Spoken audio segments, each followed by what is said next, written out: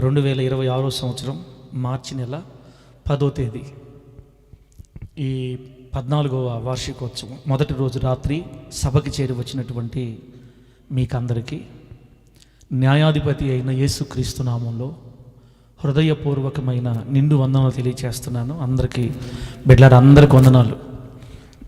Holi Jesus సామ్రాజ్యం అంతటికి, అలాగే సుదూర నుంచి ఈ మాటలు ఆలకిస్తున్న గ్రామస్తులకి అందరికీ ప్రత్యేకమైన వందనాలు. దేవుడు ఈ గ్రామాన్ని, గ్రామ ప్రజలని, మనలందరినీ ఆశీర్వదించి వర్ధిల్ల చేయును గాక. చెప్పండి గట్టిగా హల్లెలూయా. ఆత్మీయంగాను ఆర్థికంగాను సమస్త విషయాల్లో దేవుడు మనందరికీ క్షేమాభివృద్ధిని కలుగు చేయును గాక. ఈ సంవత్సరం దేవుడు మనకిచ్చిన వాగ్దానం చెప్పండి. నేను నిన్ను భూరాజులలో అత్యున్నతునిగా ఉంచెదను. ఈ వాగ్దానాన్ని మన సంఘాల పట్ల, కుటుంబాల పట్ల దేవుడు నెరవేర్చి ఆశీర్వదించి వర్ధిల్ల చేయును గాక. తండ్రి అయిన దేవుని నుండి, మన ప్రభు అయిన యేసుక్రీస్తు వారి నుండి, ఆదరణకర్త అయిన పరిశుద్ధాత్ముని నుండి కృపా సమాధానాలు మనందరికీ దేవుడు మెండుగా విస్తరింపచేయును గాక. మంచిది. పరిశుద్ధ గ్రంథాలు తెరవండి, దేవుని వాక్యం చదువుకుందాం. పరిశుద్ధ గ్రంథాలు తెరవండి, దేవుని వాక్యం చదువుకుందాం. ముఖ్యంగా మనం ఈ బయట సభ పెట్టడానికి కారణం ఏంటంటే, ఈ గ్రామానికి దేవుని మాటలు చెప్పాలి, గ్రామస్తులు దేవుని మాటలు వినాలనేది మన ఆశ. బిడ్డలారా, దాని విషయంలో ప్రభు కృప చూపుతాడు. మరి ఈ 14వ వార్షికోత్సవ మొదటి దినాన ఒక వాక్యం చదువుకుందాం. యోహాను సువార్త 3వ అధ్యాయం తీయండి. యోహాను సువార్త 3వ అధ్యాయం 16వ వచనాన్ని నేను చదువుతున్నాను, మీరు ఆలకించండి. నాకు అవసరమైన మాట వరకు నేను చదువుతాను, మీరు ఆలకించండి. యోహాను సువార్త 3వ అధ్యాయం 16వ వాక్యం. దేవుడు లోకమును ఎంతో ప్రేమించెను. దేవుడు లోకమును ఎంతో ప్రేమించెను. ఈ వాక్యాన్ని పరిశుద్ధాత్మ దేవుడు మనందరికీ అర్థమగునట్లు బోధించి, వాక్యపు లోతులలో దేవుడు మనలందరినీ ప్రతిష్ఠించి, పరిశుద్ధుల స్వాస్థ్యములో దేవుడు మనలందరినీ భద్రపరచునుగాక. దేవుని బిడ్డలారా, చిన్న మాట, కానీ ఈ వాక్యాన్ని మనం చాలాసేపు మాట్లాడుకోవచ్చు. దేవుడు లోకాన్ని ఎంతో ప్రేమించెను. ప్రేమామయుడైన దేవుణ్ణి మనం ఇక్కడ ఈ వచనంలో మనం చూస్తున్నాం. దేవుడు ప్రేమించేవాడుగా మనకి పరిచయం అవుతున్నాడు. ఇక్కడ పాత నిబంధన మనం చదివినప్పుడు ఆయన ప్రేమ కంటే కూడా కాస్త ఆయన కఠినత్వం ఎక్కువగా కనబడుతుంది పాత నిబంధనలో. అసలు పాత నిబంధన అంటేనే ఇజ్రాయేలుకి సంబంధించింది. కేవలం దేవుడు అబ్రహాములో నుంచి వచ్చిన ఒక ప్రత్యేకమైన జాతి కోసం మాత్రమే పాత నిబంధన అంతా రాయబడింది. అది ఆ జాతి కొరకు మాట్లాడిన మాటలు. వాళ్ళు దేవునికి వ్యతిరేకంగా మారినప్పుడల్లా వాళ్ళని గద్దించడం, కొంచెం వాళ్ళని శిక్షకు గురి చేయటం, ఇవే మనకు కనబడతాయి. కాస్త సీరియస్గా కనబడతాడు మనకి పాత నిబంధనలో. అయితే కొత్త నిబంధనకు వచ్చేసరికి యోహాను సువార్త 3వ అధ్యాయం మంచి మాట 16వ వచనంలో, దేవుడు లోకాన్ని ఎంతో ప్రేమించెను. దేవునికి స్తోత్రం కలుగును గాక. మన దేవుడు ప్రేమించే దేవుడు, మన దేవుడు ప్రేమిస్తున్న దేవుడు. బిడ్డలారా, సరే, దేవుడు మనల్ని ప్రేమించడం అనేది వాస్తవం. అది ఎవరు నమ్మినా ఎవరు నమ్మకపోయినా అది ఖచ్చితంగా ప్రభు ప్రేమిస్తున్నాడు కాబట్టే మనం ఇంకా ఈ భూమి మీద బ్రతికి బట్ట కట్టి జీవిస్తున్నాం. అయితే దేవుడు మనల్ని ప్రేమిస్తున్నాడు. మన పట్ల ఆయన కలిగి ఉన్న ప్రేమ మనకి ఇక్కడ అర్థమవుతుంది.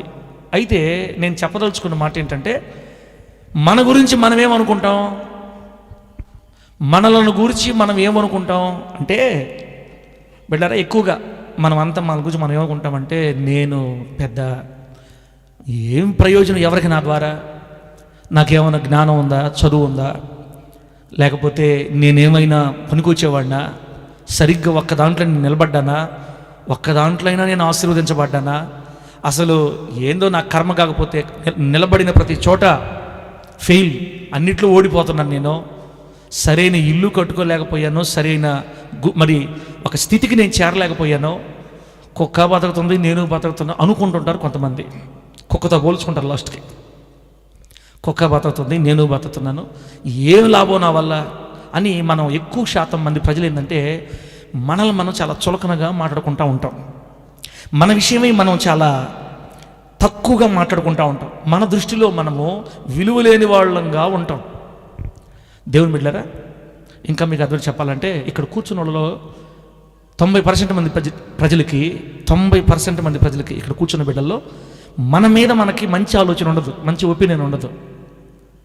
నీ మీద నీకు మంచి ఆలోచన ఉండదు.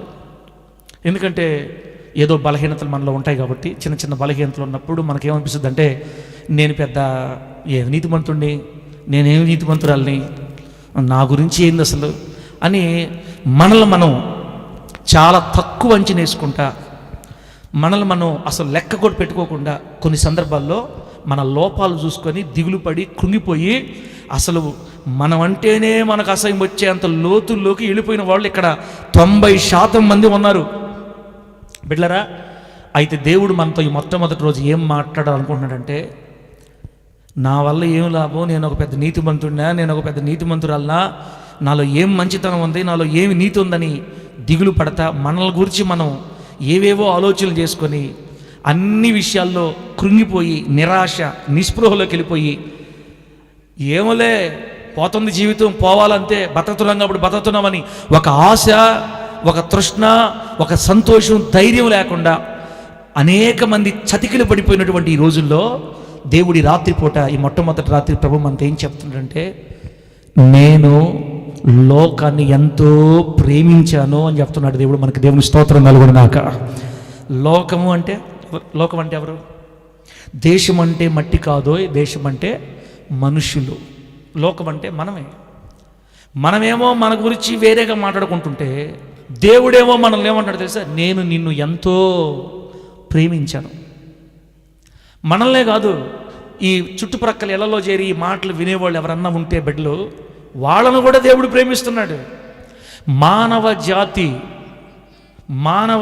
మనిషిగా ఈ భూమి మీద పుట్టిన ప్రతి వ్యక్తిని దేవుడు ప్రేమిస్తున్నాడు. క్రీస్తుని ఎరిగిన వాళ్ళు కావచ్చు, ఎరగని వాళ్ళు కావచ్చు బిడ్డలారా, ఈ లోకంలో మనిషిగా పుట్టిన ప్రతి ఒక్కడిని దేవుడు ప్రేమిస్తున్నాడు అని చెప్తుంది వాక్యం. మన దృష్టికి మనం నచ్చట్లేదు, కానీ దేవుని దృష్టికి మనం నచ్చాం. దేవునికి స్తోత్రం కలుగును గాక.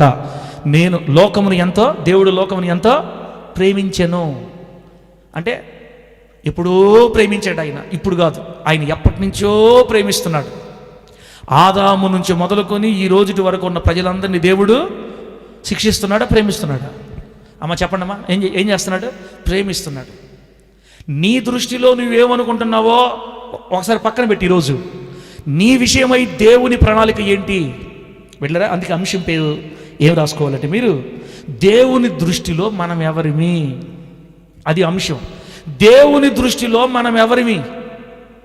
మన దృష్టిలో మనం పెద్ద శాడిస్ట్ ఫెలోస్ని, మన ఆలోచన చొప్పున మనం మంచోళ్ళం కాదు, మన తలంపులను బట్టి మన మీద మనకు అంత ఇష్టం లేదు, నిరాశ నిస్పృహలో ఉండిపోయాం మన ఆలోచనలు బట్టి. అయితే దేవుడు అంటాడు, నేను నిన్ను ఎప్పుడో ప్రేమించా. ఎప్పుడు ప్రేమించావు ప్రభు నన్ను నువ్వు అంటే, బైబిల్ ఏం రాయబడింది తెలుసా? జగత్తుకు పునాది వెయ్యబడక ముందే, భూమికి పునాది వెయ్యబడక ముందే. ఆ వెనక కుర్చీల్లో కూర్చొని తమ్ముళ్ళు కనాలిగా నాకు ఏం కనపట్లేదు, చుట్టూ వేసి నా కళ్ళకు కొట్టారాడా. ఈ హవిల కాడి నుంచి ఆ హవిలు వెనకుండేవాళ్ళు కొంచెం కనపడుతున్నారు, కానీ ఆ వెనకుండేవాళ్ళు మాత్రం నవ్వితే పళ్ళు కనపడుతుంటాయి. హల్లెలూయా. దేవుడు మన బిడ్డలను ఆశీర్వదించును గాక. గట్టిగా చెప్పండి హల్లెలూయా. అప్పుడప్పుడు మీరు ట్యూబ్ లైట్లు వేస్తున్నాను నాకు కనపడుతుంటుంది. మాట వినపడుతుందా తమ్ముడు రాజా? బాగా కనపడుతుందా? ఓకే. ఏదేమైనా మనం ఏమనుకుంటున్నాం అని కదా ఇప్పుడు అది నాన్ సెన్స్. నువ్వేమనుకుంటున్నావు నీ గురించి పక్కన పెట్టేసి దేవుడు ఏమనుకుంటున్నాడు? దేవుని దృష్టిలో మనం ఎవరివి? దేవుని దృష్టిలో ఈ గ్రామస్తులు ఎవరో? దేవుని దృష్టిలో ఈ మాటలు వినే ప్రతి బిడ్డ ఎవరో? ఇప్పుడు ఈరోజు రాత్రి తెలిస్తే ఈ రోజు నుంచి మన మీద మనకు అసహ్యం వేయడం మానేస్తాం. దేవుడికి స్తోత్రం కలుగును గాక. మన మీద మనకు ఒక నమ్మకం కలుగుతుంది. ఈరోజు అసలు మనల్ని దేవుడు ఎలా చూస్తున్నాడో మీకు తెలిస్తే మన మీద మనకు ధైర్యం వస్తుంది. దేవునికి స్తోత్రం కలుగును గాక. ఇక నిరాశ నిస్పృహ మాటలు నీ నోట రావు. అందుకని దేవుని వాక్యం చెప్పింది, దేవుడు లోకమును ఎంతో, ఆ లోకంలో నువ్వు కూడా నేను కూడా ఉన్నాను. అమ్మా ఏం చూస్తున్నారు? నన్ను చూస్తున్నారా? ఇంకెవరిని చూస్తున్నారా? అటు ఇటు చూడబాక, నన్నే చూడండి.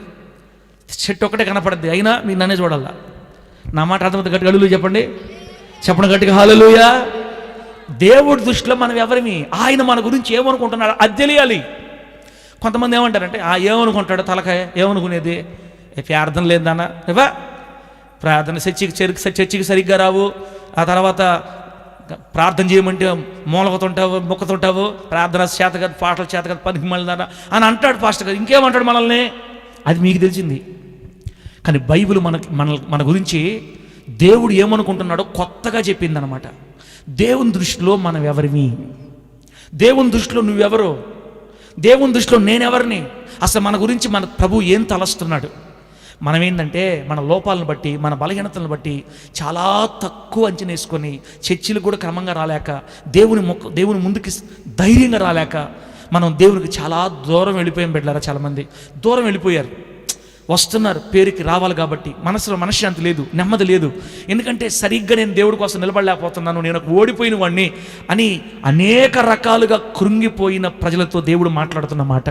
బిడ్డ, ఒకవేళ నువ్వు అట్లా కృంగిపోయిన మనసుతో వస్తే ప్రభు చెప్తున్నాడు, నీవెవరవో నా దృష్టిలో నేను చెప్తాను వినిప్పుడు అని. ఆయన దృష్టిలో మన గురించి ఏమనుకుంటున్నాడో చెప్తున్నాడు ఈరోజు రాత్రి.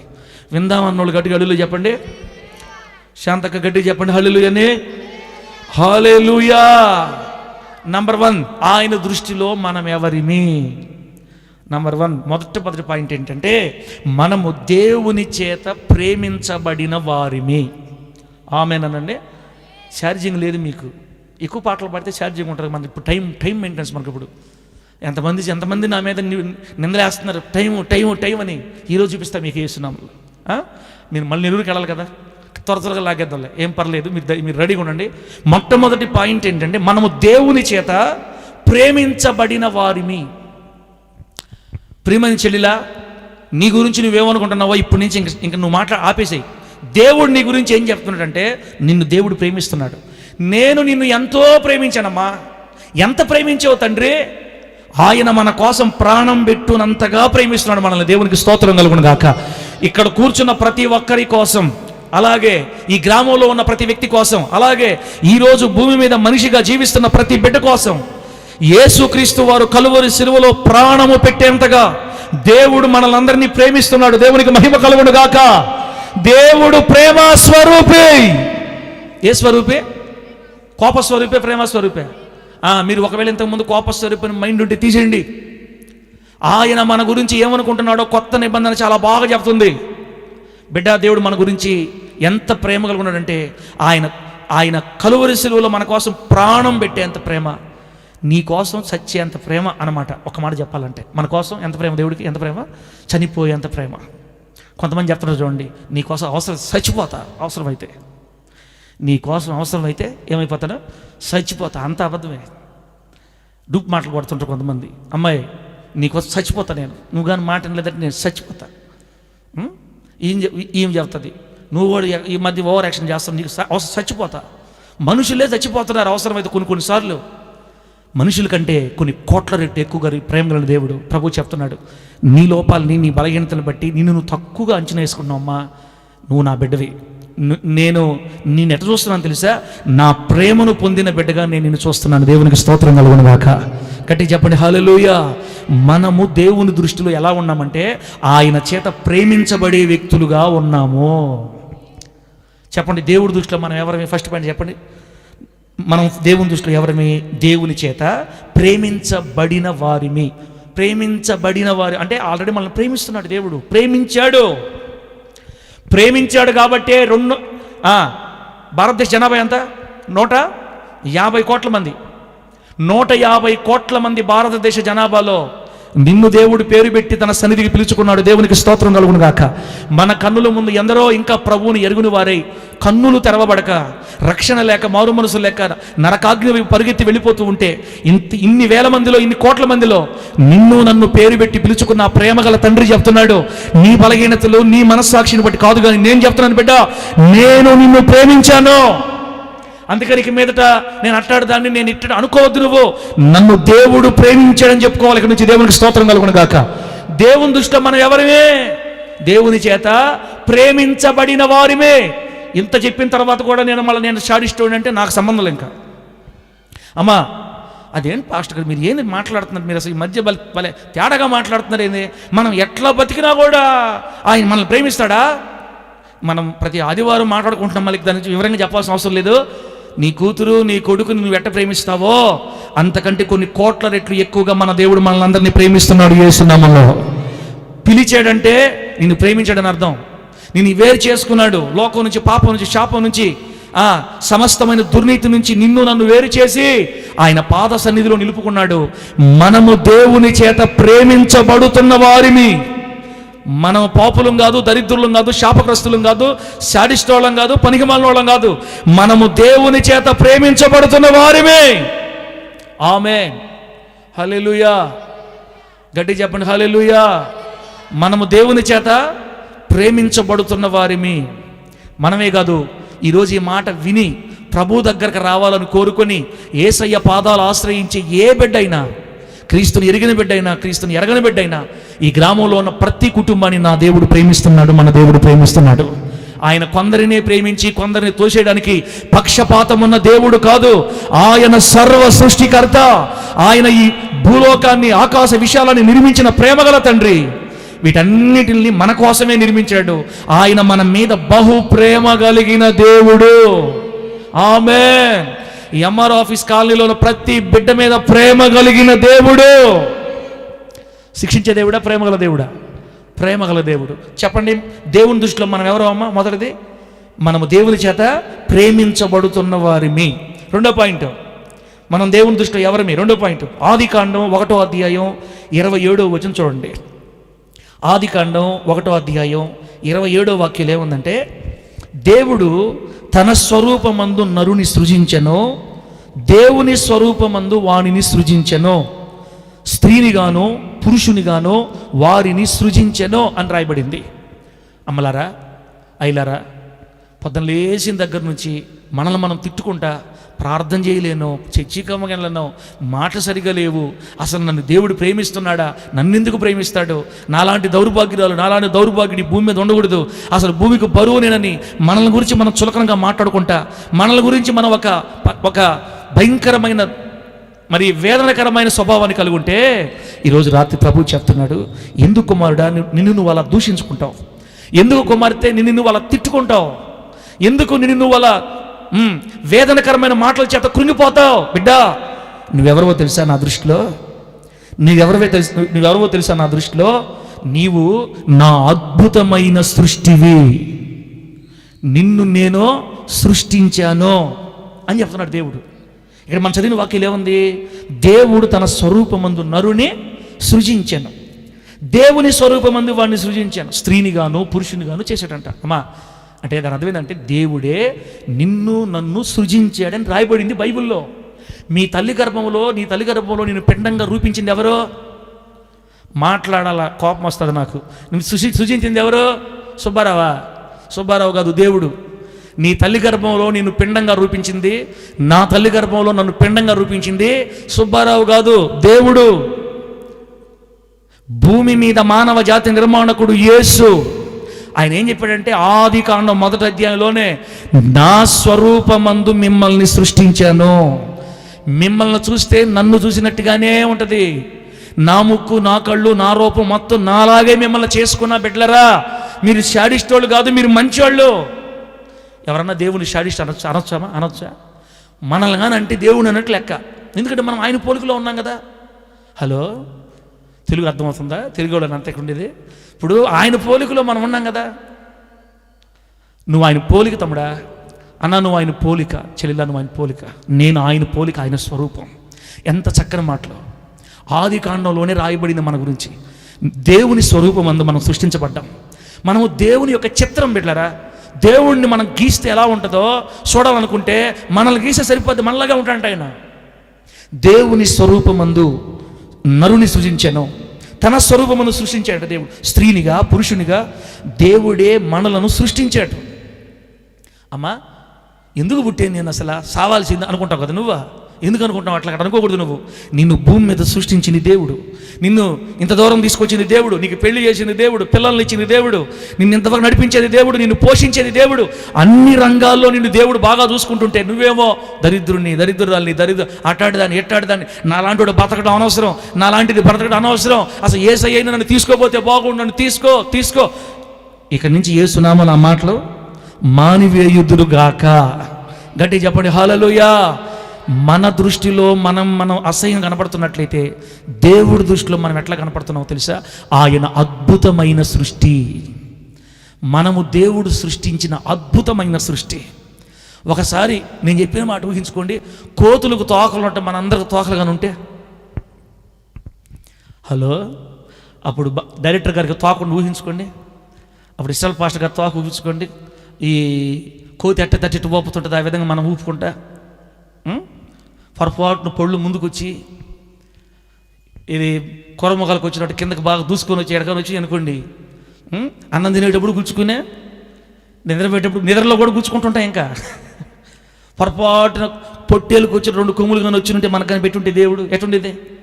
ఇక చూడవల్లే పాతకాలంలో అడవి రాక్షసుల్లాగా అయిపోయి ఉండేవాళ్ళమే. అట్లా సృష్టించలేదే నిన్ను. ఎందుకు సృష్టించలేదు తెలుసా? దేవుడే సృష్టించాడు నిన్ను తల్లి గర్భంలో. బైబిల్లో ఇంకో మాట రాయబడింది చూడండి, కీర్తనల గ్రంథం 139వ కీర్తన 13-14 వచనాలు చదివితే, కీర్తన గ్రంథం 139వ కీర్తన 13-14 వచనాలు చదివితే, నా అంతరింద్రియములను నీవే కలుగు చేసితివి, నా తల్లి గర్భమందు నన్ను నిర్మించిన వాడవు నీవే, నీవు నన్ను కలుగజేసిన విధము చూడగా భయమును ఆశ్చర్యమును నాకు పుట్టుచున్నవి, అందును బట్టి నేను నీకు కృతజ్ఞతాస్తుతులు చెల్లించుచున్నాను. ఎంత మంచి మాట. దావీదు గారు ఏమన్నారంటే, ప్రభువా నా తల్లి గర్భమందు నన్ను నిర్మించిన వాడవు నీవే, నీవు నన్ను కలుగజేసిన విధము చూడగా నాకు భయము ఆశ్చర్యం పడుతున్నాయి. ఇంత చక్కగా ఎలా చేసేవయ్యా నన్ను? ఊహించండి, 2 నోరులు ఒక చెవి పెట్టుంటే ఎటుండేదే? తక్కువగా మాట్లాడమని ఎక్కువగా వినమని దేవుడు మనకు 1 నోరు పెట్టింది. హల్లెలూయా, హల్లెలూయా. ఉండారా అమ్మా? హుషారుగా ఉండమ్మా. 2 నోరులు పెట్టుంటే వెనక 1 నోరు ముందు ఆడుతూ ఉండింది అనుకో, చెవు ఒకటే. అప్పుడు ఎక్కువగా మాట్లాడేవాళ్ళు తక్కువగా వినేవాళ్ళేమో. ఇప్పుడు 2 చెవులు పెట్టి 1 నోరు పెడితేనే నోటి మాటలు ఎక్కువైపోయింది. మనం దేవుడు ఎంత చక్కగా చేశాడో. అమ్మ, నిన్ను అంత చక్కగా దేవుడు నిర్మించుకుంటే నువ్వు ఎందుకు ఊరకే దిగులు పడిపోతున్నావు? ఎందుకు నిన్ను విసర్జించుకుంటున్నావు? ఎందుకు నిన్ను బాధ పెట్టుకుంటున్నావు? ఎందుకు కృంగిపోతున్నావు బిడ్డ? తెలుసో తెలియక అయిపోయింది. ఈరోజు ఈ 14వ సంవత్సరం, ఈ వార్షికోత్సవం మొట్టమొదటి రోజు దేవుడు మనల్ని చేయి పట్టి ధైర్యపరిచి లేపుతున్నాడు. మీరు నా అద్భుతమైన సృష్టి. ఆమేన్ చెప్పండి గట్టిగా. నా కుమారులారా, మీరు నేను సృష్టించిన బిడ్డలో. సహోదరుడా, నువ్వు గుర్తుపెట్టుకో, నేను దేవుని సృష్టిని అని అనుకోవాలి. ఇక నుంచి నా తల్లి గర్భమందు నన్ను ప్రభువా నువ్వు నిర్మించిన విధంగా నేను కళ్ళతో చూస్తే భయము ఆశ్చర్యం కలుగుతున్నాయి. బిడ్డరా, లోపల మనకు నరాలు ఉంటాయి కదా, ఎన్ని నరాలు ఉంటాయని మన డాక్టర్ని అడిగామనుకోండి, వాళ్ళు వేల సంఖ్యలో చెప్తారు. వేల సంఖ్యలో నరాలు ఉంటాయంట. మనకి వేలు, ఇంత చిన్న బాడీలో నరాలు వేల నరాలు ఉంటాయి. వాటిలో ఒక్క నరం కానీ వీక్ అయిందంటే మూత ఒక పక్కకు పోద్ది, లాస్ట్లో. ఇంత పర్ఫెక్ట్గా దేవుడు ఎలా సెట్ చేశాడు? అమ్మా, ఇంతసేపు ఎందుకు చెప్తున్నానంటే, మనల్ని ఎంతో జాగ్రత్తగా సృష్టిస్తేనే మనం ఈ రకంగా ఆరోగ్యంగా ఉన్నాం. ఆమె చెప్పండి గట్టిగా. నీ మీద ఇంత శ్రద్ధ కలిగి నేను సృష్టించినప్పుడు ఇక మీదటి నుంచి నువ్వు కృంగిపోవద్దు, నిన్ను గురించి నువ్వు తక్కువగా మాట్లాడుకోవద్దు. మన దృష్టిలో మనం ఎవరమో అనవసరం. ఇప్పుడు దేవుడి దృష్టిలో మనం ఎవరివి? దేవుడి దృష్టిలో మనం ఎవరమంటే దేవుని యొక్క అద్భుత సృష్టిని మరియు ఆశ్చర్యముగా రూపొందించబడిన వారిని మనం. దేవుడికి స్తోత్రం కలుగును గాక. 2 పాయింట్లు చెప్పా ఇప్పుడు నేను బిడ్డ. మొదటిది, దేవుని దృష్టిలో మనం ఎవరమంటే దేవుని చేత ప్రేమించబడిన వారిని, ప్రేమించబడుతూ ఉన్న వారిని. 2, దేవుని చేత అద్భుతముగా సృష్టించబడిన వారిని, అద్భుతముగా రూపొందించబడిన వారిని మనం. ఇంత జాగ్రత్తగా, ఇంట్రెస్ట్గా, ఆసక్తిగా నిన్ను తల్లి గర్భంలో పిండంగా రూపించి నేను భూమి మీద తీసుకొని వస్తే 40 సంవత్సరాలు, 30 సంవత్సరాలు, 50 సంవత్సరాలు నీకు ఇచ్చి పిల్లల్ని, కుటుంబాలు ఏర్పాటు చేసి నేను తీసుకెళ్తుంటే ఎందుకు బిడ్డ నువ్వు అంత కృంగిపోతున్నావు? నాకెవరు లేరు, నన్ను ఎవరు పట్టించుకోవట్లేదు, చావు కూడా తొందరగా రావట్లేదు, ఏదో ఒక జబ్బు వచ్చేస్తే బాగుంటుంది, ఎందుకు దిగులు పడుతున్నావు అట్లాగా? నిన్ను ప్రేమించే దేవుడు, నిన్ను కనికరించే దేవుడు, నిన్ను సృష్టించిన దేవుడు, నిన్ను లేవనెత్తే దేవుడిని పెట్టుకొని ఎందుకమ్మా దిగులు పడతావు నువ్వు అసలు? అట్లా దయచేసి దిగులు పడద్దు. అదిగో అందుకే మనం రాసి పెట్టేసాం, ఇక్కడి నుంచి అట్టే ఉండాలని రాసి పెట్టేసాం. దేవుడు ఏ స్వరూపే? దేవుడు ప్రేమ స్వరూపిగా మనకు ప్రత్యక్షమై ఆదిలోనే ఆయన ప్రేమను ప్రత్యక్షపరిచి బిడ్డలారా మనల్ని ధైర్యపరుస్తున్నాడు. దేవుడు దృష్టిలో మనం ఎవరివి? అద్భుతమైన సృష్టి, ఆశ్చర్యముగా రూపొందించబడిన వారిని. మనమేనా అందరా అమ్మా? మనమేనా అందరమే? భూమి మీద ఉన్న ప్రతి ఒక్కరికి మాట, భూమి మీద ఉన్న ప్రతి మానవుణ్ణి, ప్రతి వ్యక్తిని దేవుడు ఆశ్చర్యంగా రూపొందించాడు, ఆశ్చర్యంగా తల్లిగర్భంలో సృష్టిస్తున్నాడు. కొందరు తెలుసుకోలేకపోతున్నారు, కొందరు తెలుసుకుంటున్నారు. తెలవలేని మరి కళ్ళు తెరవబడిన వారందరి కళ్ళు తెరవబడాలని మనం ప్రార్థన చేస్తున్నాం. ఈ లోకము కొరకు యేసయ్య ప్రాణం పెట్టాడు. దేవునికి స్తోత్రం కలుగును గాక. అందుకే మూలవాక్యంలో మనం చదివేమో, దేవుడు లోకమును ఎంతో ప్రేమించెను. దేవుడు లోకాన్ని ఎంతో ప్రేమించాడు. దేవుడు కోప్పడేవాళ్ళు ఇక్కడ ఎవరు లేరు, అందరిని ప్రేమించడం బిడ్డలారా. ముందుకెళ్దాం అమ్మా, ముందుకెళ్దాం. 3వ పాయింట్ చూడండి, దేవుని దృష్టిలో మనం ఎవరివి? దేవుని దృష్టిలో మనం ఎవరివి? 3వ పాయింట్, యోహాను సువార్త 1వ అధ్యాయం 12వ వచనం. యోహాను సువార్త 1వ అధ్యాయం 12వ వచనం. అక్కడ ఏం రాయబడిందంటే, యోహాను సువార్త 1వ అధ్యాయం 12వ వచనంలో, తన్ను ఎందరు అంగీకరించిరో వారికందరికీ, అనగా తన నామమునందు విశ్వాసముంచిన వారికి దేవుని పిల్లలగుటకు ఆయన అధికారమును అనుగ్రహించెను. చదవబడిన వాక్య భాగంలో దేవుని దృష్టిలో మనం ఎవరమో మనకు అర్థమవుతుంది. ఇక్కడ ఒక మాట బయలుపరచబడింది. దేవుడి దృష్టిలో నువ్వెవరు, దేవుని ఉద్దేశాల్లో నువ్వెవరు అనేది చక్కగా రాయబడింది. అక్కడ ఏం రాయబడిందంటే, దేవుని పిల్లలగుటకు అని. అమ్మా అర్థమైంది మీకు? ఎవరంటే మనము దేవుని పిల్లలవి. ఒకసారి గట్టిగా చెప్పండి, ఎవరు మనము? దేవుని పిల్లలవి. నిజంగా నీకు రోషం ఉంటే, నిజంగా నీకు వాక్యం కోసం నిలబడాలని తపన ఉంటే, ఈ రోజు నుంచి నువ్వు తిట్టుకోవటం మానేయాలి యేసునామాలు, అంతే. ఆమేన్ చెప్పండి గట్టిగా. మిమ్మల్ని మీరు తిట్టుకుంటే దేవునికి బాధ వేస్తుంది. నేను ఒక దరిద్రుని, నేను ఒక వేస్ట్ ఫెయిల్ వద్దు. ఇంకా వాక్యం ఏం చెప్పింది తెలుసా? ఎందుకు బిడ్డ నువ్వు అట్లా అనుకుంటావు? నువ్వెవరవంటే నా కుమారుడివి, నా కుమార్తెవి. నిద్రపోయే వాళ్ళందరూ హల్లెలూయా చెప్పండి గట్టిగా. హల్లెలూయా.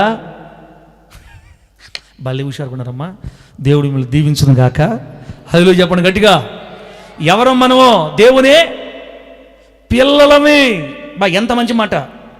తన్ను ఎందరు అంగీకరించిరో అంటే ఎంతమంది అయితే దేవుణ్ణి యేసుక్రీస్తుని దేవుడిగా అంగీకరించారో, ఎంతమంది అయితే యేసయ్య నా దేవుడిని ఒప్పుకున్నారో వారందరికీ, యేసును దేవుడుగా అంగీకరించిన వారికి అందరికీ, అనగా తన నామమునందు, యేసుక్రీస్తు నామమునందు విశ్వాసం ఉంచిన వారికి దేవుని పిల్లలగుటకు ఆయన అధికారము అనుగ్రహించెను. బిడ్డలారా, ఈ మాట చెప్పేటప్పుడు మనము ప్రాముఖ్యం గుర్తుపెట్టుకోవాల్సింది ఏంటంటే, ఎవరైతే యేసుక్రీస్తుని దేవుడిగా విశ్వసించారో వాళ్ళకి ఒక అధికారం వస్తుంది. ఆ అధికారం ఏంటంటే దేవుని పిల్లలయ్యే అధికారం వస్తుంది. దేవుడికి స్తోత్రం కలుగును గాక. ఇప్పుడు చెప్పండి, మనందరూ ఎవరి పిల్లలమే? ఏందమ్మా చెప్తున్నారు మీరు? ఎవరి పిల్లలమ్మా? దెయ్యం పిల్లలం కాదు, దేవుడి పిల్లలమే. మరి తిట్టుకునేవాళ్ళు ఎవరు? మనల్ని మనం తిట్టుకుంటాం. దెయ్యం పిల్లలు కదా తిట్టుకునేదే. సాతానుగాడు పొద్దున లేస్తే నేరాలు చెప్పేవాడు, తిట్టుకునేవాడు, గందరగోళ, వాడికి మనకు సంబంధం లేదు. ప్రభువు చెప్తున్నాడు, మీరు నా పిల్లలు, నా కుమారులు, నా కుమార్తెలు, మీరు. మనము దేవుని యొక్క పిల్లలు బిడ్డారా. అమ్మా దయచేసి ధైర్యం తెచ్చుకోండి. ఈ అర్హత ఎవరికో తెలుసా? ఈ భాగ్యం ఎవరికో తెలుసా బిడ్డ? ఎవరైతే యేసును దేవుడిగా అంగీకరించారో వాళ్ళకి. అందుకే ఈ గ్రామంలో ఈ ప్రార్థన కోటలు ఎందుకు పెట్టామంటే, మనం అనేక మంది యేసును తెలుసుకోవాలని మన ఆశ. ఆమె చెప్పండి గట్టిగా. యేసయ్యని తెలుసుకొని యేసయ్య పిల్లలు అవ్వాలని మనకు ఆశ. మనం ఆల్రెడీ ఆయన పిల్లలు అయ్యాం, అవునా కాదా? ఆల్రెడీ మనం ఆయన పిల్లలు అయ్యాం. బాప్తిస్మం తీసుకున్న మరుక్షణమే, యేసును దేవుడిగా అంగీకరించి బాప్తిస్మం తీసుకున్న క్షణాన మనము దేవుని బిడ్డలంగా మార్చబడ్డాం, యేసయ్య బిడ్డలంగా మార్చబడ్డాం. ఇక మనకి ఇబ్బంది లేదు, ఎప్పుడు చనిపోయినా మనం పరలోకం వెళ్ళిపోతాం. దేవుడికి స్తోత్రం కలుగును గాక. మన బాధ అంతా ఏంటంటే, ఈ గ్రామంలో ఉన్న అనేక మంది యేసును దేవుడిగా తెలుసుకోవాలి, వాళ్ళు కూడా దేవుని బిడ్డలవ్వాలి, వాళ్ళు కూడా దేవుని రక్తంలో కడగబడాలి, వాళ్ళకి ఆయన తండ్రి అవ్వాలి, వాళ్ళు పరలోకంలో ప్రవేశం సంపాదించుకోవాలి. ఈ లోకం శాశ్వతం కాదు, ఎప్పుడు కన్ను మూస్తామో తెలియదు, మరణం ఎప్పుడు దాడి చేస్తుందో తెలియదు, ఏ రోజు మన బ్రతుకులు ముగించబడతాయో తెలియదు. యేసును దేవుడిగా అంగీకరించకుండా ఒకవేళ కన్ను మూస్తే బిడ్డలారా, ఆ ప్రమాదం గురించి బైబిల్ మనకు చెప్పింది కదా, ఆరని అగ్ని గంధకములతో మండే గుండం. అమ్మా, పాపం చేసినందుకు కాదు నరకానికి పోయేది మనుషులు. హలో, వ్యభిచారం చేసినందుకు కాదు మనుషులు నరకానికి పోయేది. దౌర్భాగ్యమైన కార్యాలు చేసినందుకు కాదు మనుషులు నరకానికి పోయేది. కాలేది అగ్నిలో. ఆ నరకము నుంచి మనల్ని తప్పించి పరలోకమునకు మనల్ని తీసుకెళ్ళడానికి దేవుడు సిద్ధపరచిన ఒకే ఒక్క మార్గం యేసు నామం. ఆమేన్ చెప్పండి గట్టిగా, గట్టి చెప్పు హల్లెలూయా. ఎందరైతే యేసును అంగీకరిస్తారో వారి పాపములు క్షమించబడిపోతాయి యేసు నామంలో. ఎందరు యేసును అంగీకరిస్తారో వారు దేవుని పిల్లలైపోతారు. ఎంతమంది యేసును దేవుడికి అంగీకరించి గుండెల్లోకి తీసుకుంటారో వారు పాపములు క్షమించబడి పరలోకంకి వెళ్తారు. బిడ్డలారా, భయంకరమైన దారుణమైన సంగతి ఏంటంటే దేవుడి బిడ్డలు కూడా ఏమంటారు తెలుసా? పరలోకం పోతాం, నరకం పోతాం, ఎట చెప్తాం మనమా? ఈవిడికి ఏం తెలుసా? అమ్మో, అంత ముక్కిరిసి మాట్లాడబల్లే. నువ్వు యేసయ్యలో బాప్తిసం పొందినప్పుడే నీకు పరలోక సీటు కన్ఫర్మ్ అయిపోయింది యేసు నామములో. గట్టిగా చెప్పండి హల్లెలూయా. ఆ లాస్ట్ నెక్స్ట్ పాయింట్ వస్తుంది. అది యేసు రక్తంలో కడగబడిన మరుక్షణం, బాప్తిస్మం తీసుకున్న మరుక్షణమే మనకు సీటు కన్ఫర్మ్ యేసు నామములో. అంతే. మీరు నమ్మినా నమ్మకపోయినా ఇక్కడ కూర్చున్న ప్రతి బిడ్డ ఒకవేళ యేసును దేవుడు అంగీకరించి బాప్తిసం తీసుకొని ఉంటే, ఇక్కడ ఉన్న వాళ్ళు ఎవరైనా ఇప్పుడు కన్ను మూసిన డైరెక్ట్ పరలోకం. అంతే, ఇక నరకం లేదు, ఇంకేం లేదు. చూపిస్తా మీకు తర్వాత, ముందు పాయింట్ చూపిస్తా. ప్రస్తుతానికి మనకి ఏమర్థమైంది? దేవుని దృష్టిలో మనం ఎవరమి? దేవుని దృష్టిలో మనం ఎవరమంటే ఆయన కుమారులమి, ఆయన పిల్లలమి, దేవుని పిల్లలమి. బిడ్డలారా, మీకు పిల్లలు ఉన్నారు, మనకు పిల్లలు ఉన్నారు. మన పిల్లల విషయంలో మన మనస్సాక్షి ఎలా ఉంటుంది చెప్పండి? ఎలా ఉంటుందమ్మా? ఎందుకు పుట్టాడు వీడు రాక్షసుడా అని కోపం వచ్చినప్పుడు అన్నా, నాకు బిడ్డ కాదు పుట్టింది రాక్షసు అంటుంటారు కోపం వస్తే. సరే, రాక్షసి పుట్టినప్పుడు రాక్షసుని తీసుకెళ్ళి నరకం లేచు కదా, లేకపోతే పంపించేసుకుంటే ఇంట్లో నుంచే అట్ట పంపించరు. బిడ్డ అన్నం తినకపోతే బాధలు, బిడ్డ పలకపోతే బాధలు, బిడ్డ నల్లగా ఉంటే వేదన, పైకేమో మనుషులతోటి రాక్షసి పుట్టింది, రాక్షసే సలహా లేదు. ఒకవేళ నిజంగా నువ్వు కానీ నాకు రాక్షసి పుట్టింది అన్నావంటే ఆ కూతురు నీలాగుంటే నువ్వు కూడా పెద్ద రాక్షసివి. పెద్ద రాక్షసికి చిన్న రాక్షసి పుట్టింది అనుకోవాలి మనం. గాడిద అని తిడుతుంటారు కదా. ఇప్పుడు పిల్లల జ్ఞానం ఎక్కువైపోయింది. ఇప్పుడు నా చిన్న కూతురు ఏమంటుందంటే, హలో డాడీ, నాన్నగారు నన్ను పంది అన్నావు, పందిని కనింది ఎవరు అంటది. అమ్మో, జ్ఞానం పెరిగిపోయింది ఇప్పుడు పిల్లలకి. పందులు పుట్టేది పందులకే, నువ్వు పెద్ద పందివి అంటది. కాబట్టి రాక్షసు పుట్టిందంటే ఇక రాక్షసులే కదా. నీ బిడ్డని ఎన్ని తిట్టుకున్నా రాత్రి అన్నం తినకపోతే అన్నం పెట్టుకుంటావు, లేకపోతే వాడు ఏడుస్తూ ఉంటే ఆమె ఏడుస్తూ ఉంటే ధైర్యం చెప్తావు, దగ్గర తీసుకుంటావు, ఓదారుస్తావు, అవసరమైతే వాళ్ళని సమకూరుస్తావు. వాళ్ళు మన మాట వెనకపోయినా కూడా ఇంత బాగా చూసుకుంటున్నావే పిచ్చిదానా, నువ్వు యేసుని నమ్ముకొని యేసు రక్తంలో కడగబడితే నరకం పోతావని ఎలా అనుకుంటావు నువ్వు? మన దేవుడు ప్రేమ స్వరూపి. ఆయన మన పాపములు క్షమించి మన జీవితాన్ని కడతాడు యేసు నామములో. త్వరలో నీకు ఆ బలహీనతల మీద సంపూర్ణ జయాన్ని ఇస్తాడు యేసు నామములో. నిన్ను నిలబెట్టుకుంటాడు యేసు నామములో. ఒకసారి యేసయ్యలో అడుగు పెడితే వెనక్కెళ్ళే సమస్య లేదు యేసు నామములో. ఒకవేళ వెనక్కి వెళ్ళారు అనుకోండి, వాళ్ళని దేవుడు పిలవలేదని అర్థం. కొంతకాలం యేసు ప్రభు దగ్గరకు వచ్చి యేసు బాబుని నమ్ముకుంటే బాగోతాయంట, కలిసి వస్తుందంట అనుకుని వస్తారు కొంతమంది. ఏదో జరగలేదని మళ్ళీ వెనక్కి వెళ్ళిపోతారు. అంటే ప్రభు వాళ్ళని తాకలేదు, ప్రభు వాళ్ళని ముట్టలేదు, ప్రభు వాళ్ళని పిలవలేదు, ప్రభు వాళ్ళని కనికరించలేదు, కాబట్టి వాళ్ళు మళ్ళీ వెనక్కి వెళ్ళిపోయారు. నువ్వు నేను ఇన్ని సంవత్సరాలు మనం దేవుళ్ళో ఉన్నామంటే బిడ్డ, నీవు నేను ఎవరమో తెలుసా? యేసయ్య కొడుకువి, యేసయ్య కూతురివి యేసు నామములో. గట్టి చెప్పండి హల్లెలూయా. ఎన్ని పాయింట్లు చెప్పాను? ఒకటి, ఫస్ట్ చెప్పండి అమ్మా. ఫస్ట్ ఏంది? దేవుని దృష్టిలో మనం ఎవరమి? దేవుని చేత ప్రేమించబడిన వారిమి. రెండోది, దేవుని దృష్టిలో మనం ఎవరమి? దేవుని యొక్క అద్భుత సృష్టియు ఆ అద్భుతముగా రూపొందించబడిన వాళ్ళమి. మూడోది, దేవుని దృష్టిలో మనం ఎవరమంటే దేవుని యొక్క పిల్లలమి. దేవుని యొక్క పిల్లలమి. ఇంకో మాట, మంచి మాట రాయబడింది రోమపత్రిక 8వ అధ్యాయం 16-17 వచనంలో. ఏమని తెలుసా? మనం ఆయన వారసులం అని రాయబడింది. రోమపత్రిక 8వ అధ్యాయం 16-17 వచనంలో ఏం రాయబడిందంటే, మనము దేవుని పిల్లలమని ఆత్మ తానే మన ఆత్మతో సాక్ష్యం ఇస్తున్నాడు. మనము పిల్లలమైతే వారసులం, అంటే దేవుని వారసులం, ఆయన తోడి సహవారసులం అని రాయబడింది. వారసుడు అంటే తెలుసు కదా బిడ్డలారా? వారసుడు అంటే ఎవరు అన్న? కుమారుడు కదా వారసుడు అంటే. నా ఆస్తికి వారసుడు నా కొడుకు అంటే తండ్రికి సంబంధించిన ఆస్తి అంతా నెక్స్ట్ ఎవరికి వస్తుందో వాళ్ళని వారసులు అంటారు. మనం ఆయన పిల్లలమి, ఆయన కొడుకు, ఆయన కూతురివి, మన తండ్రిది, మన దేవునిది నెక్స్ట్ మనకే. ఇంత ప్రేమతో నిన్ను దేవుడు చూస్తుంటే ఎందుకమ్మా నేను తిట్టుకుంటాను ఇట్లా, నాకు ప్రార్థన రాదు, నాకు భక్తి చేత కాదు, నేను దేనికి అనుకోవద్దు బిడ్డ. ఇంటించి మనము దేవుని చేత ప్రేమించబడే బిడ్డలవి. దేవునికి స్తోత్రం కలుగునుగాక. ఇక్కడ కూర్చున్న ప్రతి ఒక్కరిని దేవుడు ప్రేమిస్తున్నాడు. అమ్మా, నీ భర్త ఒకవేళ ప్రేమించకపోయినా, నీ భార్య ఒకవేళ ప్రేమించకపోయినా, పిల్లలు కాస్త మనల్ని పట్టించుకోకపోయినా, సమాజంలో ఉన్నవాళ్ళు కాస్త వెలివేసినా, నిన్ను ఎవరూ పట్టించుకోకుండా కొంచెం చిన్న చూపు చూస్తున్నా కూడా నువ్వు గుర్తుపెట్టుకో, నీ పరలోకపు తండ్రి నిన్ను అలా చూడట్లేదు. ఆయన పిల్లలం మనం, ఆయన బిడ్డలం మనం. నీకేం కావాలో ప్రభువుని అడుగు, చెప్పుకో తండ్రితోటి. ఆయన దగ్గర పడి ఏడు, నీ బాధ అంతా ఆయనతో చెప్పుకో. చెయ్యి పట్టుకొని నీ అవస్థతలు తీర్చి నిన్ను ముందుండి నడిపించి పరలోకం పోయే వరకు నీ మార్గములు సరళం చేసి తీసుకుపోయే ప్రేమగల తండ్రిని కలుగున్నాం మనం యేసు నామములో. గట్టిగా చెప్పండి హల్లెలూయా. యేసయ్య దృష్టిలో ఎవరమన్నా మనం ఎవరమే? ఆయన కుమారులవి, పిల్లలవి లేదా వారసులమి. 4వ పాయింట్ బిడ్డలారా, 4వ పాయింట్. ఈ పాట పాడిన ఈ పాయింట్ చెప్పిన తర్వాత పాట పాడదాం. తమ్ముడు మీరు ఒకసారి, మరి తర్వాత ఈ పాయింట్ చెప్పిన తర్వాత 4వ పాయింట్ మరి చదువుదామా? యోహాను సువార్త 3వ అధ్యాయం 16వ వచనంలో, అంటే మన మూలవాక్యం యోహాను సువార్త 3వ అధ్యాయం 16వ వాక్యంలో, దేవుడు లోకమును ఎంతో ప్రేమించెను అని స్టార్ట్ అయ్యి ఆ తర్వాత కంటిన్యూషన్ ఏముంటుందో తెలుసా? తన అద్వితీయ కుమారునిగా పుట్టిన వాని యందు విశ్వాసముంచు ప్రతివాడును నశింపక అనే పదం. తన అద్వితీయ కుమారునిగా పుట్టిన వాని యందు విశ్వాసముంచు ప్రతివాడును నశింపక నిత్య జీవము పొందునట్లు అని రాయబడింది. అమ్మా, ఆ మాటకు అర్థం ఏంటంటే, దేవుని దృష్టిలో మనం ఎవరమో తెలుసా? ఆయన మనలను ప్రేమించిన ప్రేమను బట్టి చూస్తే మనం ఎవరమంటే ఆయన దృష్టిలో నశించుటకు వీలు పడని స్థితిలో ఉన్నవాళ్ళం మనం.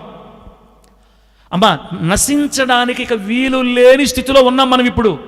మీరేమనుకుంటున్నారు? నేను ఖచ్చితంగా నరకానికి పోతాను, నేను ఖచ్చితంగా ఈ లోకంలో అన్నింటిలో ఫెయిల్ అయిపోతాను, అన్నింటిలో దేవుని శాపం వచ్చేస్తుంది, అసలు నాకు ఈ లోకంలో మంచి బతుకుంటుందా అని నిన్ను నువ్వు విమర్శించుకుంటా బతుకుతున్నావే.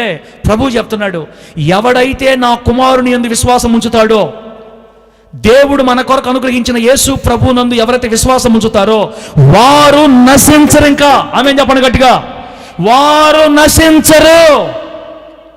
అమ్మా, వాళ్ళు ఇంకా నశించరు. అయితే ఏమవుతుంది? నిత్య జీవము పొందునట్లు. నశించరు కానీ నిత్య జీవం పొందుతారు. అందుకే ఆయన మనకు అనుగ్రహించబడని రాయబడింది. దేవుడి దృష్టిలో మనం ఎవరమే తెలుసా? నాశనం అనే పదమే లేని వాళ్ళవి యేసు నామములో. చెప్పు గట్టిగా హల్లెలూయా. ఇప్పుడు అమ్మా, హలో అమ్మా, మా తాత ముత్తాతల కాడి నుంచి నేను చిన్నవాడి కాడి నుంచి చూస్తున్నా, చాలా సమాధి కార్యక్రమాలకి నేను వెళ్ళి డమ్ము కొట్టా. ఇప్పుడు ఉంది సార్ సమాధి కార్యక్రమాలు. ఇప్పుడు ఏం మాటలు ఈ టైంలో సమాధులకు ఎందుకు చెప్తానేనండి. చాలా సమాధి పాటలకు పోయి డమ్ములు కొట్టాను నేను. పరదేశులమో ప్రియుల ఆ పాట అన్నా కూడా భయమే కొంతమందికి. అక్కడ పాటలు ఇక్కడ పాడబాకండి సార్, రాత్రులు పట్టేది సాగు గురించి పాడేది భలే భయం క్రైస్తులకి. అమ్మా, పరదేశంలో పాట పడి డ్రమ్ము కొట్టుకుంటా నేను తీసుకుపోయా. వాళ్ళకి మళ్ళీ ఏం జరుగుతాయి? ప్రార్థన సమాధి అయిపోతే ఏం ప్రార్థన జరగదు? మనకి ఏం ప్రార్థన జరగద్ది? ఆదరణ కూడిక జరగద్ది. ఆ ఆదరణ కూడికలో వాళ్ళు వాక్యం చెప్పేటప్పుడు నాకు ఏమర్థమైందంటే, ఇన్ని వాక్యాలు విన్నాను కదా నేను, పరలోకం పోవాలంటే గట్టిగా ఉండాలని చెప్పేవాళ్ళు. కానీ చచ్చిపోయిన వాళ్ళు అందరూ కూడా గట్టిగా లేరు, ఒక్కడు లేరు గట్టిగా. నాకు తెలిసి 100 మంది సమాధులు నేను డ్రమ్ములు కొడితే 95 మంది అదే పని. కానీ వాక్యం చెప్పేటప్పుడు తప్పదు, పాస్టర్కి ఎట్టొకటి చెప్పేసేయాల. ఆయన ఈ మధ్యకాలంలో ఒక పాస్టర్ గారు నన్ను ఏం చెప్పాడంటే, నేను వాళ్ళ అమ్మగా చనిపోతే ప్రార్థన వాక్యం చెప్పడానికి పిలిచారన్నమాట నన్ను. ఆ పాస్టర్ గారు నాతో ఏమన్నాడంటే, పాస్టర్ గారు ఏదో కొంచెం నీకు వాక్య సమయం ఇస్తున్నాను కాబట్టి మా అమ్మ గురించి ఏమీ టచ్ చేయొద్దు మీరు, ఇంకా మా అమ్మ గురించి మీరేమీ టచ్ చేయొద్దు, ఎందుకంటే మా అమ్మ లాస్ట్ దాకా కొంచెం ఆకొక్క నవలుతా ఉండింది. పాస్టర్ గారు వాళ్ళ అమ్మ సంగతి చెప్తున్నాను, కొంచెం ఆమెలో కొంత బలహీనత ఉండింది, ఆమె టచ్ చేయదు. మీరు ఏదో మీ వాక్యం చెప్పుకుంటూ వెళ్ళిపోండి. నేను చూసిన 100 మందిలో 95 మంది ఇదే క్లాసు. దేవుడికి స్తోత్రం కలుగును గాక. మా తాత, మా నాన్న మా తాతయ్య కూడా చనిపోయాడు. ఆయన లాస్ట్ మూమెంట్లో కొంచెం ఇంకొక 10 సంవత్సరాలు 5 సంవత్సరాలు చనిపోతారు. అప్పుడు మారు మనసు పొంది, సరే ఈ పెద్ద వాళ్ళందరూ మన పురాతన కాలం వచ్చిన వాళ్ళంతా ఏదో ఒక పొరపాట్లు పడితే లేస్తా పోయిన వాళ్ళే. అంటే ఇప్పుడు దీని అర్థమైంది, మీరు కూడా పడతాలేస్తా ఉండండి, ఇబ్బంది లేదు. నేను చెప్పేది అది కాదమ్మా, నేను అటగా చెప్పేది ఇప్పుడు మన పితరులందరూ పడతాలేస్తా వచ్చారు, మీరు కూడా పడతాలేస్తా పోండి, నేను కూడా పడతాలేస్తా వస్తాను, అది కాదు నేను చెప్పేది. మనలని మనము విమర్శించుకోకూడదు, తక్కువ అంచనా వేయకూడదు, మనం మంచివాళ్ళం కాదని మనల్ని మనం దూషించుకోకూడదు. దేవుడి దృష్టిలో నువ్వెవరు, అది పాయింట్ అన్నమాట. దేవుడి దృష్టిలో నువ్వెవరు అంటే, నాశనం అన్న పదమే మనకు సంబంధం లేదు యేసునామములో. నరకం అన్న పదమే మనకు సంబంధం లేదు యేసునామములో. నువ్వు యేసు రక్తంలో కడగబడి బాప్తిసం పొంది సంఘంలో చేరిన తర్వాత ఇక మనకి నాశనం లేదు. నమ్మితే నమ్మండి, నమ్మకపోతే నాకు సంబంధం లే. నమ్మితే హీరో, నమ్మకపోతే పెద్ద జీరో. ఇంత చెప్పిన తర్వాత కూడా నమ్మకపోతే పెద్ద జీరో, నాకు సంబంధం లే. అమ్మా, దేవుడు నా మీద పెట్టిన భారం అది. నేను ప్రేమ స్వరూపుని ప్రకటించరా. నువ్వు ముత్తుకుని దుమ్ము రేపి లేనిపోయిన చెప్పి గందరగోళం చేసావు కదా మీటింగ్లో. ఇక నుంచి చెప్పు, నా ప్రేమని చెప్పని ప్రభు చెప్తే ఇంకెడ చెప్పాలా? 95% డబ్బులు కొట్టి మొత్తం నాకు అర్థమైంది ఏంటంటే ఏదో ఒక దెబ్బలు తినిపోయిన వాళ్ళే. మరి వీళ్ళందరూ నరకానికి పోయారా? క్రమంగా మందిరికి వచ్చే వాళ్ళు ఉన్నారు, ప్రార్థన పెట్టుకునే వాళ్ళు ఉన్నారు. చిన్న చిన్న బలహీనత ఏదో ఉండొచ్చు కొంచెం. ఆ బలహీనతలను బట్టి మన నరకానికి అప్పగించే పని అయితే భూమి మీద ఒక్కడు కూడా పరలోకానికి పోడు. కాబట్టి నేనేమంటానంటే, ఆ బలహీనతలు ఏవైనా నీలో ఉన్నాయని నీకు అర్థమైన రోజు యేసయ్య పాదాల దగ్గరికి వెళ్ళి కన్నీళ్ళు విడిచి ఆడవాలి. తండ్రి, ఈ బలహీనతల నుంచి నన్ను లేవనెత్తు, ఈ పాపం నుంచి నన్ను లేవనెత్తు. నాకు ఉండాలని నిజంగా ఇష్టం లేదు, నా వల్ల కావట్లేదు అయ్యా, నన్ను ఎవరో పట్టుకు ఈడ్చుకెళ్తున్నారు, నన్ను దయచేసి కనికరించి లేవనెత్తని ఏడిస్తే నీ తండ్రి, మీ డాడీ నీ కన్నీళ్లు చూసి అయ్యో నా బిడ్డ ఉండడం ఇష్టం లేక ఏడవ పడుతున్నాడని గుర్తుపట్టి ఒకరోజు నీ చెయ్యి పట్టుకొని లేపతాడు యేసునామములో. గట్టి చెప్పు హల్లెలూయా. ఈరోజు పరలోకానికి మనం పోయేది మన నీతిని బట్టి కాదు బిడ్డలారా, యేసయ్య నీతిగా మనం మార్చబడ్డాం. ఆమేన్ చెప్పండి. అమ్మా, యేసు ప్రభు వారు సిలువ వేయబడినప్పుడు బైబిల్ ఏం చెప్పిందంటే, ఆయన మన పాపాన్ని తన మీద మోసాడంట. హలో చెప్పండి. ఆయన యేసుక్రీస్తు చనిపోయిన దానికి సిలువలో మన పాపాన్ని ఆయన మీద మోపాడు దేవుడు. అంటే మన పాపం అంతా ఆయనలోకి వెళ్ళిపోయింది. నిజమా కాదా? మన పాపాన్ని ఆయన మోసింది. మరి మన పాపం అంతా ఆయన ఎలా మోసాడో ఆయన నీతి కూడా మనలోకి వచ్చేసింది. దేవుడికి స్తోత్రం కలుగును గాక. మన పాపం ఆయన భుజాల మీద మోపబడింది అని నువ్వు నమ్ముతున్నావు, ఆయన నీతి మనకు వచ్చిందని ఎందుకు నమ్మట్లేదు నువ్వు? కాబట్టి మనం పరలోకానికి వెళ్ళడానికి ప్రముఖ కారణం ఏంటంటే, మనము దేవుని నీతి అయి ఉన్నాం. దేవుడికి స్తోత్రం కలుగును గాక. మనము దేవుని నీతిగా మార్చబడ్డాం. అలాగని బలహీనతలతోనే ఉండిపోమని నేను చెప్పట్లా. నిజముగా నీకు వేదన, నేను పడిపోయానే, పలానా దగ్గర జారేనే బాధ నీకుంటే కన్నీళ్ళు విడిచి ఏడిస్తే చెయ్యి పట్టుకుని నా దేవుడు ఆ బలహీనతల్లోంచి ఖచ్చితంగా ఈ రోజు కాకపోయినా రేపైనా లేపేస్తాడు యేసునామములో. అంతేగాని నిన్ను నాశనానికి అప్పగించడు. నాశనానికి మనకి సంబంధం లేదు. దేవుడి దృష్టిలో మనం ఎవరమంటే నాశనమే లేని వారిమి. నరకానికి మనకి సంబంధం లేదు, అగ్నికి మనకి సంబంధం లేదు. ఇప్పుడు కన్ను మూసిన పరలోకానికి ధైర్యంగా వెళ్ళిపోతావు బిడ్డ యేసునామములో. గట్టి చెప్పు హల్లెలూయా. నచ్చితే చప్పలు కొట్టబలే, అది అన్నీ అడిగి కొట్టించుకోవటమే. ఇంత పర్ఫెక్ట్గా దేవుడు మాట్లాడుతుంటే చప్పట్లు కూడా అడుక్కోవాల్సి వస్తుంది లాస్ట్కి. దేవుడు మిమ్మల్ని ఆశీర్వదించును గాక. చెప్పండి గట్టిగా హల్లెలూయా. ఎన్ని పనులు చెప్పామా? 4 కదా. టకటక. ఫస్ట్ ఏంటి? మనం దేవుని దృష్టిలో ప్రేమించబడుతున్న వారివి, దేవుని చేత ప్రేమించబడుతున్న వారివి. రెండోది, దేవుని యొక్క అద్భుత సృష్టి ఆశ్చర్యముగా రూపొందించబడిన వారివి. 3, మనము దేవుని యొక్క పిల్లలమి, ఆయన వారసులమి. 4, దేవుడి దృష్టిలో మనం ఎవరమంటే నశించుటకు వీలు లేని వారిగా సృష్టించబడ్డాం. నశించుటకు వీలు లేని వారుగా ఆ భద్రపరచబడిన స్థితిలో మనం ఉన్నాం. నాశనం మనకు లేదు. మనకి ఈ లోకంలో నాశనం అన్న పదవే మనకు సంబంధం లేదు. అంతగా దేవుడు మనల్ని సెక్యూర్ చేశాడు. దేవునికి స్తోత్రం కలుగును గాక. దేవుని బిడ్డల చుట్టూ కంచె వేసి కాపాడుతున్నాడు. బిడ్డ, నీలో ఏదైనా పాపం ఉందని నీకు అనిపించినప్పుడు దయచేసి అలాగే వెళ్ళిపోకుండా కన్నీళ్లు విడిచి ఒప్పుకుంటే చాలు, ఆయన దగ్గర క్షమాపణ అడిగితే చాలు, మనల్ని క్షమించి ఒకనాడు నీ చేయి పట్టుకుని దాంట్లో పూర్తిగా పైకి లేపుకుంటాడు, నిన్ను నిలబెడతాడు. నా దేవుడు నిన్ను ప్రేమిస్తున్నాడు, నన్ను ప్రేమిస్తున్నాడు. మనము చెడిన వాళ్ళం కాదు, దరిద్రులం కాదు, మనము యేసయ్య పిల్లలమే. ఆమేన్ చెప్పండి గట్టిగా హల్లెలూయా. ఇప్పుడు చిన్న పల్లవి పాడి తర్వాత మిగతా వాక్యాన్ని ఒక 10-15 నిమిషాలు నేను ముగించే ప్రయత్నం చేస్తాను. బిడ్డ ఏ పేరుమా? హెమీమా ఉంది. చిన్న పల్లవి పాడద్ది. అప్పుడు మీరు దేవునికి కానుకలు మరి కానుకల సమయం సభలు కాబట్టి మనం తీసుకోవాలి. తెచ్చిన వాళ్ళు వేయండిలేమ్మా, మీరేం ఇబ్బంది పడద్దు. తెచ్చిన వాళ్ళు వేయండి దేవునికి, లేకపోతే మనకి ఇబ్బంది లేదు. చిన్న పల్లవి బిడ్డ పాడద్ది. తర్వాత మనం ముందున్న వాక్యంలోకి వెళ్ళిపోతాం. ప్రభు నామానికి మహిమ కలుగును గాక. యవనస్తులు ఎవరైనా ఉంటే రండమ్మా. కానుక సార్ జానపాలు అన్నట్టు ఇది తీసుకో. చందా ఇవి ప్రకాశ్ నువ్వు మీరు ఇద్దరు పోండి. లేకపోతే స్త్రీలో ఒకరు రండమ్మా. ప్రకాశ్ లేదా మీరిద్దరు పోండి. పాడమ్మా, పాడతాను.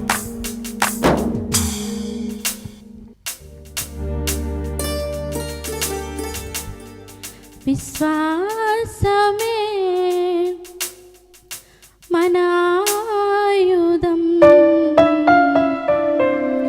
విశ్వాసము లేకుండా యేసుతో బ్రతుకుట అసాధ్యము.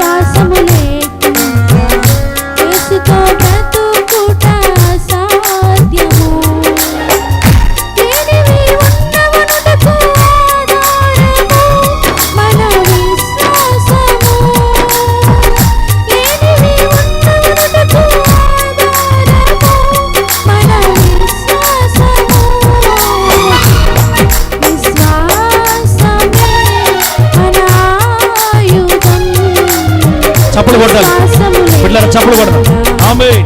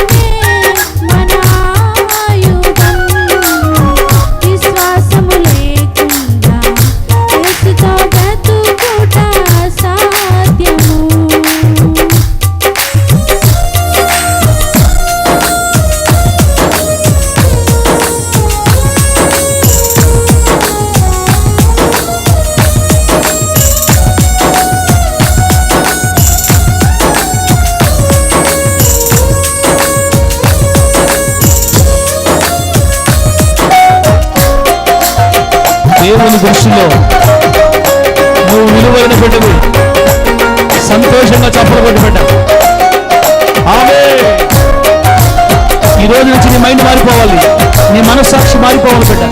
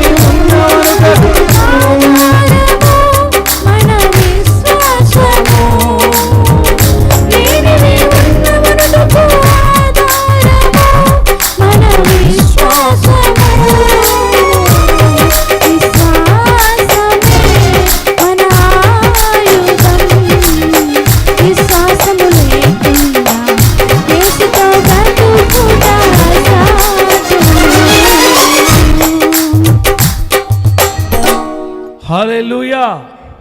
దేవుని నామానికి మహిమ కలుగును గాక. ఓ అన్నారా? హల్లెలూయా అన్నారా? ప్రభు మిమ్మల్ని ఆశీర్వదించును గాక. అమ్మా, ఒక్కరికి అర్థమయ్యి దుఃఖంతో దిగులుతో వేదంతో వచ్చిన వాళ్ళు కొంచెం ధైర్యంగా వెళితే మాకు ఇక్కడ పెట్టిన ఖర్చుకి మాకు ఎంతో సంతృప్తి సమృద్ధి కలిగినట్టు బిడ్డలారా. ఇంత విన్న తర్వాత కూడా దిగులుగా వెళ్ళొద్దు. మళ్ళీ మీరు దేవుని పిల్లలు, మీరు దేవుని వారసులు, మనము దేవుని సంతానం. ఇంకొక 10 నిమిషాలు ఆపేస్తాను నేను. ఇంకొక 10 నిమిషాల్లో బిడ్డలారా 4 పాయింట్లు చెప్పాను కదా, ఇంకొక 2 పాయింట్లు ఉన్నాయి. తర్వాత మనం ప్రార్థన చేసుకుందాం. మరి 1 కొరింథీ పత్రిక 6వ అధ్యాయం 19-20 వాక్యాలు చదివితే అక్కడ ఒక మాట రాయబడింది. నేను చదవను, నేను అక్కడ ఉన్న సంగతి మీకు చెప్తా. 1 కొరింథీ పత్రిక 6వ అధ్యాయం 19-20 వచనాల్లోనూ, అలాగే అదే 1 కొరింథీ పత్రిక 7వ అధ్యాయం 23వ వచనంలో ఒకసారి ఈ రెఫరెన్స్ చదివితే మీకు విషయం అర్థమవుతుంది. ఒకసారి దాన్ని చూడండి, మీరు చదివితే బాగుంటుంది. 1 కొరింథీ పత్రిక 7వ అధ్యాయం 23వ వాక్యంలో మంచి మాట రాయబడింది. అది మీరు ఇక నుంచి మీరు ఆ మాట మీ నోట్లో ఉండాలి. అక్కడ ఏం రాయబడిందంటే 1 కొరింథీ పత్రిక 7:23లో మీరు విలువ పెట్టి కొనబడిన వారు అని ఉంటుంది. అలాగే వెనక్కి వెళితే 6వ అధ్యాయం మరి 19-20 వచనాలు ఏముంటుందంటే మరి మీరు మీ సొత్తు కారు, విలువ పెట్టి కొనబడిన వారు అని రాయబడి ఉంటుంది. అక్కడ కూడా అమ్మ, దేవుడి దృష్టిలో మనం ఎవరిమి అంటే విలువ కలిగిన బిడ్డలమి అని అర్థం. విలువైన వారిమి అని దేవుని వాక్యం చెప్తుంది. మీరు విలువ పెట్టి కొనబడిన వారు. బిడ్డరా, బంగారాన్ని కొంటాం మనము. దయచేసి నా మాటేనండి. మనము బంగారం కొంటాం, వెళ్ళి ఒక 5 సవర్లు కొన్నాం అనుకోండి, ఇప్పుడున్న రేటు ప్రకారం 5.5 లక్షలు 6 లక్షలు అవుద్ది. విలువ పెట్టి బంగారాన్ని కొన్నప్పుడు తీసుకొని వెళ్ళి ఈదులో పడేస్తారా? జాగ్రత్త దాచుకుంటారమ్మా? జాగ్రత్తగా. ఎంత జాగ్రత్తగా? చాలా జాగ్రత్తగా. మా మహిమకు దేవుడు దీవించును గాక. మామూలు జాగ్రత్త కాదు, చాలా జాగ్రత్తగా దాచుకుంటాం. ఎందుకంటే అది అంత ఈజీగా రాలా మనకి. ఎంతో కష్టపడి తినక రూపాయి పక్కన పెట్టుకొని వేల రూపాయలు ఖర్చు పెట్టి కొన్నాం కాబట్టి ఆ బంగారాన్ని, విలువైన ఆ పరికరాన్ని, ఆ వస్తువుల్ని విలువగా దాచుకుంటాం అన్నమాట. అలాగే వెళ్ళారా, నీకు నాకు దొరికిన ఈ రక్షణ, అసలు మీకు ఒక మాట చెప్పమంటారా? మీ చెల్లెలు, మీ అన్నదమ్ముళ్ళు ఇంకా మారలా, ఏసైలోకి రాలా. ఇంకా మీ పిన్ని మీ బాబాయ్ వాళ్ళు ఇంకా రాలా, కనీసం మీ అమ్మ కూడా రాలా. నువ్వెందుకు వచ్చావు? నువ్వు ఎలా వచ్చావు యేసయ్యలోకి? అమ్మా, ఇది అద్భుతమైన మర్మం. దేవుడు మనల్ని పిలవకపోతే, దేవుడు మనల్ని ఆకర్షించకపోతే, దేవుడు నిన్ను టచ్ చేయకపోతే అసలు నువ్వు యేసును దేవుడని చెప్పలేవు నీ నోటితోటి.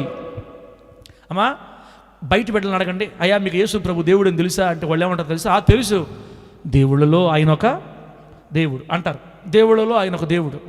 ఏ దేవుడైతే ఏమి అంటారు అనమాట. వాళ్ళకి తెలియదు పాపం, ఎందుకంటే వాళ్ళు కళ్ళు తెరవబడలేదు, దేవుడు వారిని తాకలేదు, వారిని ముట్టలేదు, కాబట్టి వాళ్ళ నేత్రాలు తెరవబడలేదు. అయితే నీ నేత్రాలు నా నేత్రాలు దేవుడు తెరిచి యేసే రక్షకుడు, యేసే సృష్టికర్తని మనం ఒప్పుకోగలుగుతున్నామంటే దేవుడు మనలను విలువ పెట్టి కొన్నాడు. ఆమె చెప్పండి గట్టిగా. మనల్ని ఏం విలువ పెట్టుకున్నాడు? ఏం వెల ఇచ్చాడు మన కోసం? ఆయన ప్రాణాన్నే ఇచ్చేసాడు పూర్తిగా. దేవుడికి స్తోత్రం కలుగునుగాక. ఆయన రక్తం ఇచ్చి కొన్నాడు నిన్ను నన్ను. మనము విలువైన మనుషులమే. 5 లక్షలు పెట్టి కొన్న బంగారానికి అంత విలువ ఉంటే, వెల నిర్ణయించలేని అమూల్య నిష్కళంక నిర్దోష నిరపరాధ పరిశుద్ధ పవిత్ర పాప పరిహారార్థ బలి రక్తం ఇచ్చి కొన్నాడు నిన్ను నన్ను. మనము వాల్యుబుల్. ఎంతకంటే విలువైన వాళ్ళమే? దేనికంటే విలువైన వాళ్ళం అంటే బంగారం కంటే విలువైన వాళ్ళమే. దేవుడికి స్తోత్రం కలుగును గాక. వజ్రాల కంటే విలువైన వాళ్ళమే దేవుడి దృష్టిలో. దేనికంటే అమ్మ, వజ్రం ఎంత ఉండదో తెలుసా మీకు? వజ్రం ఏం పాస్టరా నీకు మైండ్ పోయిందా? మాకేం తెలుసు వజ్రాలు, మేము ఎప్పుడు చూసాం? అసలు వజ్రాలు చూసే మొఖాలేనా మనయే? ఏం మాట్లాడుతున్నావు పాస్టరా? నిజమేనమ్మా మీరు చెప్పేది నిజమే. వజ్రాలు కొనటం కాదు కదా, చూసే యోగ్యత కూడా లేదు మనకి. ఒక్కొక్క వజ్రం వచ్చి 1 కోటి రూపాయలు ఉంటుంది, 1 కోటి రూపాయల పైన ఉంటుంది చీపుగా. 1 కోటి రూపాయలు విలువ చేసే వజ్రం కంటే కూడా నీవు నేను దేవుడి దృష్టిలో విలువైన బిడ్డలమే. ఇంత చెప్పిన తర్వాత కూడా మళ్ళీ మిమ్మల్ని మీరు తిట్టుకుంటే నాకు సంబంధం లేదు. అందుకే మన దేవుడు రాయించమన్నాడు, నేను రాయించా. మన దేవుడు ప్రేమ స్వరూపే. ఆయన దృష్టిలో మనం ఎవరమంటే విలువైన బిడ్డలమి, విలువ కలిగిన మనుషులమి. మనకి మన దేవుడు ఒక విలువనిచ్చాడు.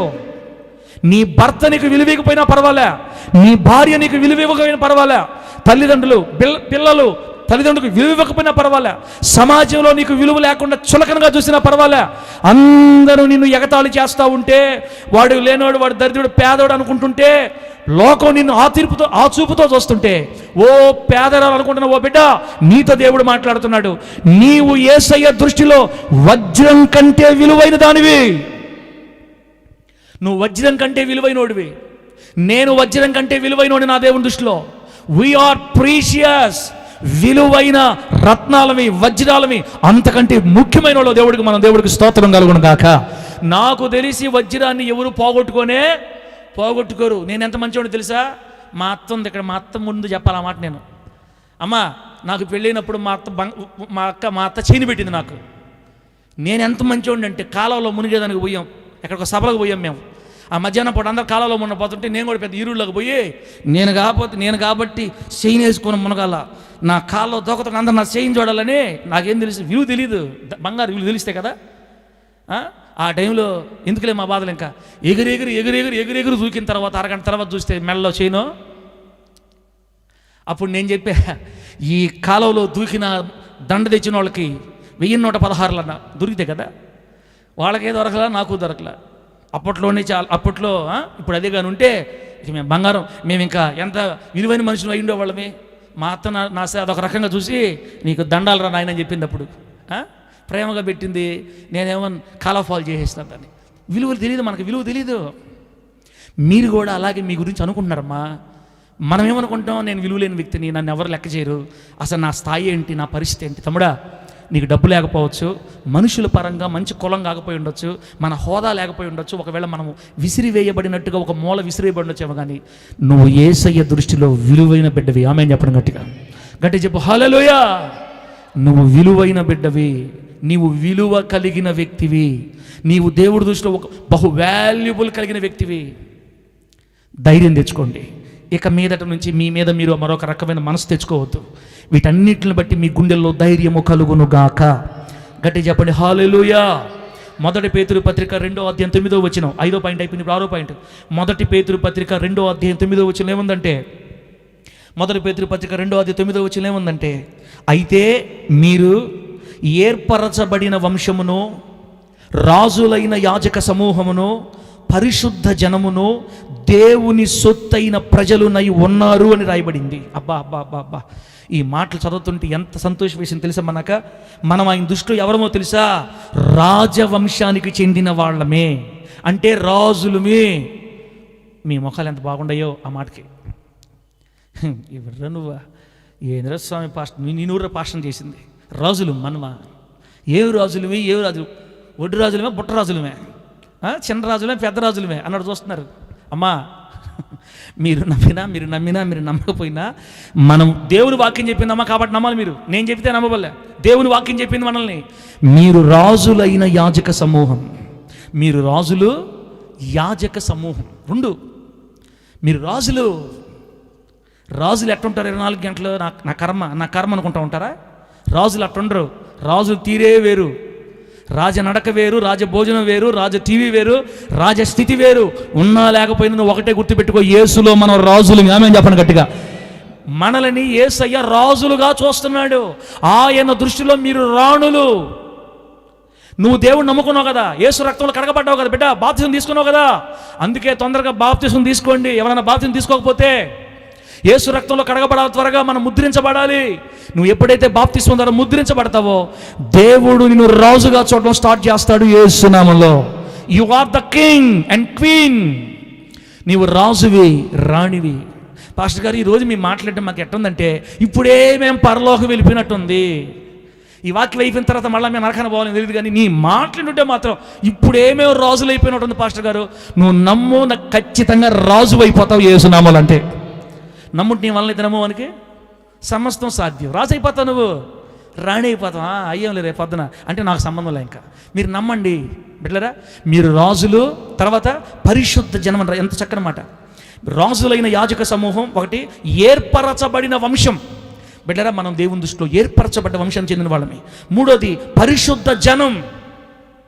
దేవుడేమో మనల్ని పరిశుద్ధ జనం అంటుంటే మనమేమంటుంది? నేను దేవుడు ఏమంటాడు మనల్ని? మీరు పరిశుద్ధ జనం అని చెప్తున్నాడు. సార్, పరిశుద్ధంగా బ్రతికితే కాదంట సార్ మనం పరిశుద్ధులం అయ్యేది. ఏ సార్ నువ్వా మాట్లాడుతున్నావా? అయ్యా, మన క్రియలను బట్టి కాదయ్యా మనం పరిశుద్ధులం అయింది. మన పాపాన్ని ఆయన భుజాల మీద ఎలా మోసాడో ఆయన నీతి మన మీదకి వచ్చేసింది. దేవుడికి స్తోత్రం కలుగును గాక. ఆయన నీతి మన మీదకి రావడం వల్ల మనం పరిశుద్ధులం అయ్యాం. దేవుడికి స్తోత్రం కలుగును గాక. అండర్స్టాండ్? అర్థమైందా మన మాటల? మీకు అర్థం కాదు, కొంతమంది నచ్చదు కూడా. నాకు సంబంధం లేదు, చెప్పమని చెప్పాడు, నేను చెప్పేస్తున్నా. యేసు ప్రభు వారు కలువరి శిలువలో ప్రాణం పెట్టింది ఎందుకంటే సర్వలోక మానవుల పాపాన్ని మోసి ఆ పాపం ఆయన భుజాల మీద వేసుకొని మనం చనిపోవలసి ఉండగా మనల్ని చావనీయకుండా మన శిక్ష ఆయన మోసి మన పాపముల కొరకు ఆయన చనిపోయాడు. అంటే మన పాపమంతా ఆయన మీద మోపబడింది. ఇది ఎంత నిజమో ఆయన నీతి మన మీదకి వచ్చింది. దేవుడికి స్తోత్రం కలుగును గాక. మనము దేవుని నీతిగా మార్చబడ్డాము కాబట్టి మనం పరిశుద్ధులవి. అంతే. ఇక మీరు గట్టిగా మూలికి ప్రార్థన చేసి పరిశుద్ధులు అవ్వాలనుకుంటే నాకు సంబంధం లేదు, నాకు చెప్పకండి. మనము పరిశుద్ధులమి. ఒకవేళ ఏదైనా బలహీనతలు ఉన్నాయని నీకు అనిపిస్తే వెంటనే ఒప్పుకొని ప్రభు దగ్గర కన్నీళ్లు విడిచి పశ్చాత్తాపడి నన్ను లేవనెత్తు ప్రభు అంటే ఆల్రెడీ నేను క్షమించి లేవనెత్తి నిలబెట్టుకొని స్థిరపరుచుకుంటాడు. దేవునికి స్తోత్రం కలుగును గాక. హోలీ జడ్జి మినిస్ట్రీలో ఒక్కరిని కూడా నరకానికి పోనీనే నేను పోనీ ముందు. ఎందుకంటే నా కంటలో ఊపిరి ఉండాలి. కానీ ఎవరు చెప్పారు సార్ నీకు మొత్తం నరకానికి పోతాం మేమంటే? అడ్డంగా నిలబడని ఇటు తిప్పిస్తా అందరి చేత. దేవుడికి స్తోత్రం కలుగును గాక. నరకం దగ్గర నిలబడి ఇట్టే కాదు అట్లా సైతం నీ భూమి మీద బతుకున్నప్పుడు ఎంత వాక్యాలు చెప్పినా మీరు పొద్దున ఇటు వస్తారు ఆడికే. ఇది విశాల మార్గం ఇటు కాదు, అటుపోండి, అటు జరుగా, అడ్డండి. అడ్డం నిలబడైనా మిమ్మల్ని అందరినీ పరలోకం తీసుకోబోయిందాక ఈ వాక్యాలు మానేదిలే. ప్రభు దేవుని నామానికి మహిమ కలుగును గాక. చెప్పండి, దేవుడి దృష్టిలో మనం ఎవరమ్మా? ఏర్పరచబడిన వంశానికి సంబంధించిన వాళ్ళమి, రాజులమి, యాజక సమూహాలమి, పరిశుద్ధ జనం. లాస్ట్ మాట, దేవుని సొత్తు. ఎవరి సొత్తు? మీరు దేవుడి సొత్తు బిడ్డలారా. తమ్ముడా, వెనక కూర్చొని ట్యూబ్లైట్ లేస్తాను అవుతాను. తమ్ముడు, నువ్వు దేవుని సొత్తు. నువ్వు దేవుని సొత్తు. సొత్తు అంటే ఆస్తి. మీరు దేవుని ఆస్తి, మనం దేవుని ఆస్తి. తమ్ముడు, అసలు లోకంలో నుంచి యేసయ్యలకు రావాలంటేనే ఒక జీలు ఉండాలా. అది అందరికి కలగదు, అందరికి రాదు. అసలు అందరికి దేవుడు ఇవ్వడో. ఏర్పరుచుకున్న వాళ్ళనే దేవుడు పిలుచుకుంటాడు. దేవుడికి స్తోత్రం కలుగును గాక. నువ్వు ప్రభువులోకి రావాలని జగత్తు పునాది వెయ్యబడక ముందే దేవుడు గీసి పెట్టాడంతే. అందుకే ఈరోజు నువ్వు యేసు దగ్గరకు వచ్చావు. యేసయ్య దగ్గరకు రావాలన్నా కూడా గొప్ప అదృష్టం ఉండాలి. ఆ అదృష్టం నీకు ఇచ్చాడు దేవుడు. ఇక నువ్వు నరకానికి పోయే సమస్య లేనే. ఆయన సొత్తు నువ్వు. దేవుడికి స్తోత్రం కలుగును గాక. ఏందో నువ్వు మాట్లాడుతుంటే మాకు ఏదో అయిపోతుంది పాస్టర్ గారు అంటే ప్రార్థన చేయండి. ఇంకా ప్రార్థన చేసి ఏ అయితే పొరపాట్లు ఉన్నాయో అట్లా ఒప్పేసుకోండి, క్షమించమని అడగండి, లేపమని ప్రార్థన చేయండి, ఏడవండి. మీ ఏడుపు మూలుగులు దేవుడు చూసి అయ్యో నా బిడ్డ పాపంలో ఉంటే ఇష్టం లేక ఏడుస్తున్నాడు అనుకున్నప్పుడు ఆయన తల తీసుకుని నీ నెత్తి మీద టపాను కొడతాడు దెబ్బ. ఆ దెబ్బతో మనలో ఉన్న దయ్యం అంతా ఏంది బలహీనతలు ఉన్నాయే ఎగిరిపోతాయి. అప్పుడు ఆటోమేటిక్గా నువ్వు ఈ వాక్యం తగినట్టుగా నడుచుకుంటా వెళ్ళిపోతావు. దేవుడికి స్తోత్రం కలుగును గాక. గట్టి చెప్పండి హల్లెలూయా. లాస్ట్ మాట పెట్టారా? లాస్ట్ అంటే లాస్ట్ 9 కన్నా నువ్వు 10 నిమిషాలు ఎక్కువ అంటున్నారా? లాస్ట్ అంటే లాస్ట్. 2 కొరింథీ పత్రిక 8వ అధ్యాయం 9వ వచనం. 2 కొరింథీ పత్రిక 8వ అధ్యాయం 9వ వచనం. అక్కడ ఏం రాయబడిందంటే, ఆయన ధనవంతుడై ఉండియో, మొత్తం చదువుతామా? 2 కొరింథీ పత్రిక 8వ అధ్యాయం 9వ వచనంలో ఏం రాయబడిందంటే, మీరు మన ప్రభు అయిన యేసుక్రీస్తు కృపను ఎరుగుదురు కదా, ఆయన ధనవంతుడై ఉండియో మీరు తన దారిద్ర్యము వలన ధనవంతులు కావలెనని, మీరు తన దారిద్ర్యము వలన ధనవంతులు కావలెనని మీ నిమిత్తము దరిద్రుడాయను అని రాయబడింది. ప్రభు నామానికి మహిమ కలుగును గాక. బదరా దేవుని బిడ్డలారా, చివరి పాయింట్ 7వది, మనము దేవుడి దృష్టిలో ఎవరమంటే ధనవంతులమి అని చెప్తుంది వాక్యం. ఆయన మనల్ని ధనవంతులుగా చూస్తున్నాడు. మనమేమో ఈ భూమి మీద పేదరికంలో కొట్టుమిట్టాడుతూ ఉన్నాం. అమ్మా, మీకు నిజంగా ఈ వాక్యం అర్థమైతే మీరేం ప్రార్థన చేయాలి తెలుసా? ప్రభువా, మా దృష్టిలో ఏమో మేము పేదవాళ్ళంగా అక్కడికక్కడికే రెక్కాడితే కానీ డొక్కాడని పరిస్థితులు ఆగిపోతే, నువ్వేమో మమ్మల్ని ధనవంతులుగా చూస్తున్నావా, మేము దీవించబడిన స్థితిలో మమ్మల్ని చూస్తున్నావా అని మీరు ఈ రోజు నుంచి వాక్యం నమ్మి వాక్యం వైపుకి మీరు ప్రయాణం చేయాలి. దేవుని నామానికి మహిమ కలుగును గాక. మీరు తన దారిద్ర్యము వలన ధనవంతులు కావాలని ఆయన మన నిమిత్తం దరిద్రుడయ్యాడని వాక్యం సెలవిస్తుంది. బిడ్డలారా, యేసయ్య దరిద్రుడైంది ఎందుకంటే మనల్ని ధనవంతులు చేయటానికి, నిన్ను ఉన్నతంగా దీవించడానికి. నువ్వు ఆర్థికంగా ధనవంతురాలు అవ్వాలి, సామాజికంగా ధనవంతురాలు అవ్వాలి, అన్ని రంగాల్లో నువ్వు దీవించబడాలి, నువ్వు అందరికి ఆశీర్వాదకరంగా ఉండాలి, ఒక మెట్టు మీద నువ్వు ఉండాలి, ఎక్కలేని ఎత్తైన ఉన్నత స్థలాల మీద ఉండాలని నీ తండ్రి చూస్తున్నాడు నిన్ను. దేవుడికి స్తోత్రం కలుగును గాక. దేవుడు లోకాన్ని ఎంతో చెప్పండి, దేవుడు లోకాన్ని ఎంతో ఆ ప్రేమించిన దేవుడే చెప్తున్నాడు నువ్వు ధనవంతుడుగా ఉండాలని. నువ్వు కొరతల్లో, అక్కరల్లో, బాధల్లో ఉండటం దేవుడికి ఇష్టమో లేదు. ఏడుపులు, అనారోగ్యం, ఆర్థికంగా చితికిపోయిన జీవితం, అక్కడికక్కడికే బిడ్డలారా అలా ఉండాలని దేవుడికి ఇష్టం లేదు. స్టార్టింగ్లో ఎవరైనా అట్టే ఉంటాం. స్టార్టింగ్లో మనం అందరం ప్రారంభంలో ఇలాగే ఉన్నాం. కానీ కొన్ని రోజుల తర్వాత నువ్వు ఈ స్థితిలో ఉండవు. యేసునామంలో నువ్వు ఎప్పుడు ఉండవంటే ఈ వాక్యం నమ్మాలి. నువ్వు ఇప్పుడు నన్ను నా దేవుడు ధనవంతుడిగా చూస్తున్నాడా, సమృద్ధిగా ఉండాలని చూస్తున్నాడా, నేను దీవించబడాలని చూస్తున్నాడా, నన్ను రాజుగా చూస్తున్నాడా? అలాగైతే నేను ఆ స్థాయికి చేరుకోవాలి. ప్రభువా, నా చెయ్యి పట్టుకొని ఆ స్థాయికి లేవనెత్తని నువ్వు ప్రార్థన చేస్తే ఏం చేస్తాడో ఎలా చేస్తాడో నాకు తెలియదు, కానీ మనమందరి పరిస్థితులు యేసునామములో ఆశీర్వాదకరంగా మార్చబడిపోతాయి. గట్టి చెప్పు హల్లెలూయా. ఈ మధ్యకాలంలో మన సంఘంలో ఒక బిడ్డకి దేవుడు నెల్లూరులో స్థలం ఇచ్చాడు, కొత్త స్థలం. ఆ తల్లి ఎంత ఆనందంగా చెప్తుందంటే కన్నీళ్ళు పెట్టుకొని చెప్తుంది, అయ్యా అస్సలు నాకు నెల్లూరులో నేను స్థలం కొంటాను అనుకోలేదు.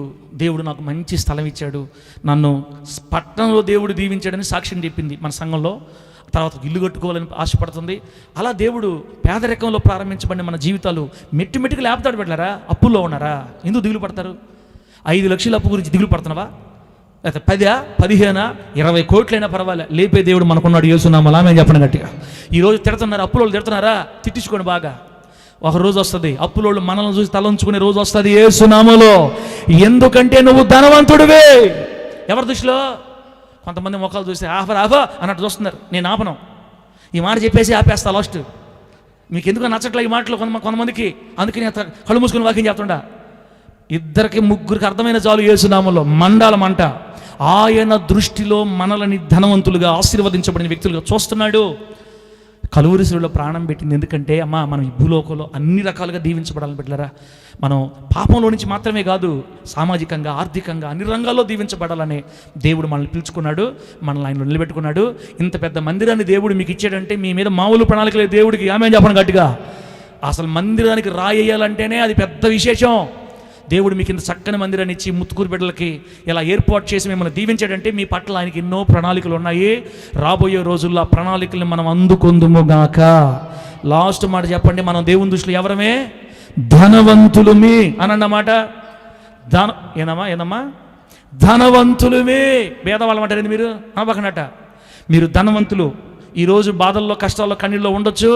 దేవుడు నేను ఖచ్చితంగా లేపుతాడక్క. ఈ 2026 సంవత్సరంలో అద్భుతాలు చూస్తావు. నీ కన్నీళ్లు తుడుస్తాడు, నిన్ను పైకి లేవనెత్తుతాడు.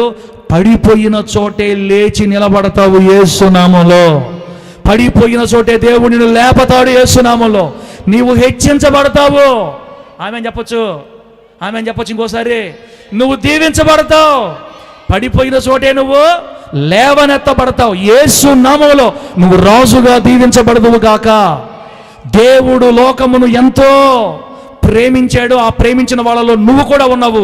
ఇక నుంచి దిగులు పడకుండా, బాధపడకుండా, ఇంత ప్రేమ నీ మీద చూపిస్తుంటే ఆ ప్రేమకి తగిన అర్హత నీలో లేకుండా ఏ పాపం నీ నిలబడి చేస్తుందో ఆ ఒక్క పాపాన్ని 2 నిమిషాలు దేవుడి సందులో ఒప్పుకొని సారీ చెప్పి నన్ను లేవనెత్తని అడిగి నన్ను ఎంత త్వరగా వెలుగని త్వరగా లేవనెత్తయ్యని ఒక కన్నీరు బొట్టి విడిచి దేవుడికి థ్యాంక్స్ చెప్పి 14 సంవత్సరాలు కాపాడిన దేవునికి కొంత థ్యాంక్స్ చెప్పి నుంచి వెళ్ళిపోదాం. దేవుడి మాటలు మనందరికీ ఆశీర్వాదకరంగా మార్చి వర్ధిల్ల చేయును గాక. కళ్ళు మూసుకొని బిడ్డలు ప్రార్థన చేసుకుందాం. కళ్ళు మూసుకోండి, ప్రార్థన చేసుకుందాం.